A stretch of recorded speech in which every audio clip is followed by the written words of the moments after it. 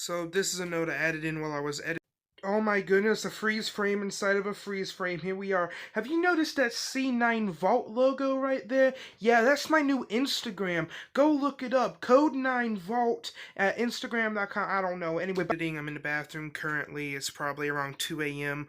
If I seemed a little shoddy, that's because it's a lightning storm right now, and I'm really hoping it kind of cues in. That way you guys can hear it, but actually not. I'm scared to leave the house. Help. Please send help, please. In researching this, I think I uncovered Minecraft's biggest flaw, which I think explains the origins of the Great Flood speculated by MatPat and other theorists. We are talking about what is speculated to cause the drowned civilizations, and what could very possibly been the creation of the villager's mortal enemy, and what could explain why the Nether is in fact in the center of the planet and not another dimension. Today we are learning mathematics so advanced, I'm not even sure it's practical, or even falls into applied mathematics classifications, and all for a small niche of people who probably don't even care. Today we step back from music and game design and Let's Plays, and delve deep into Minecraft's anatomies. So get your surgical gloves and mask on to crack open the most PG-13, yet E10 plus disguised game ever made, Minecraft.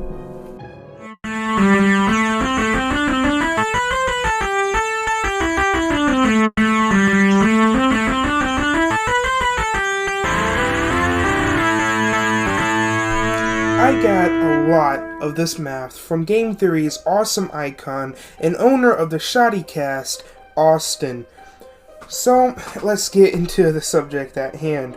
All of Minecraft's seeds and custom gens, for the most part, have oceans surrounding them in a vast distance, which means these could very well be continents and not whole worlds.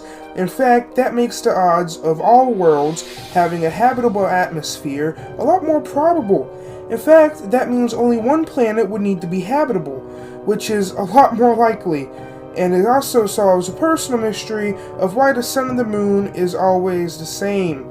Now, of course, that adds more problems of how do we have a functioning day-night cycle in each world?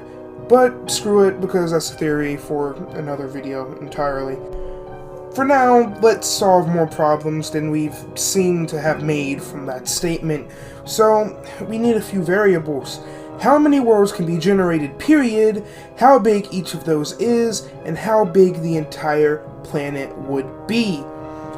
Now, luckily for me, Austin has more time than me to do math for questions exactly like this, and he stated there is a whopping 3.33377 times 10 to the 196th power, or 333377, followed by 191 zeros, amounts of worlds that can spawn. Now, I took the time to write that number, which was about 5 minutes continuously brain-numbing, repeating numbers, brain-numbing. Wait, did I say that? Anyway, 5 minutes of writing the same thing 191 times. Here's what it should look like. Numbers these big don't have names, so let's change that. This number's name is Dale. So, Dale is verified. So, now, how big is the world? Well, we'll name this one Susie.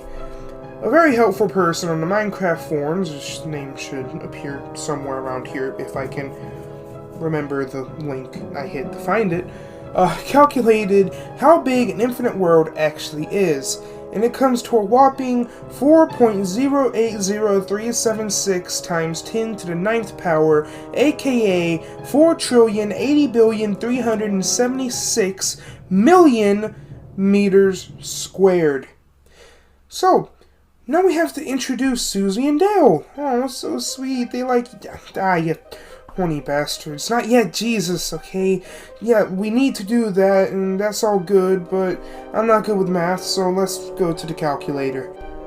So, Dale times Susie equals 1.36037 times 10 to the 206th meters squared. Oh my goodness! This entire planet is huge, and that is just the surface area. To calculate the size of the sphere, I went to the internet. So the internet says it would have a radius of 3.29 times 10 to the 102nd power meters squared. Put that into perspective, that number has 100 zeros behind it.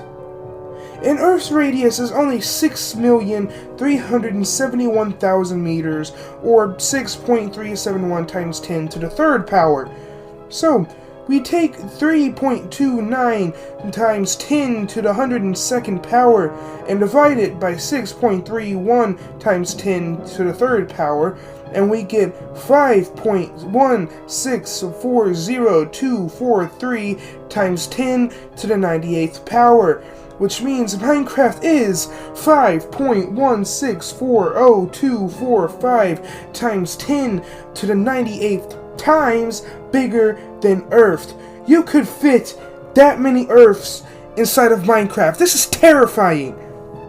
So now we have an attempt at scaling this thing to Earth and understanding it, but yet it is so big that none of our minds can comprehend it. The sun for this planet, to be the scale it is in the game, must be so big it can fit our entire solar system in it at least 100 times. Or it in fact revolves around the planets. I think the latter, because a star that big would no longer be yellow, and in fact I think it would explode due to its unstable size. So, how is this giant ball not just freezing? It's obvious the sun won't do much for it. Well, remember how I said the Nether could be inside of Minecraft? Well, now we get to that side of the equation. It would solve a lot of questions. Even how we walk 8 times farther in the Nether than we do the overworld. But what if I said I believe it's the only reason this poor giant ice ball isn't, well, an ice ball? Yes, I think the lava-filled Nether is the only thing keeping Minecraft operational. It also explains why the Nether has bedrock above it, and the overworld doesn't. It simply makes more sense now that we know how massive this death ball is. But now we hit some problems. How does this lead to the drowned civilization and the Illager story? Well, what if I told you Minecraft's sun is getting closer? A lot closer. But that's a theory for part 2. Subscribe and hit that bell to be notified. Sadly, I just can't fit all of the story in one video. Like if you like this video, and I'll see you guys in part 2.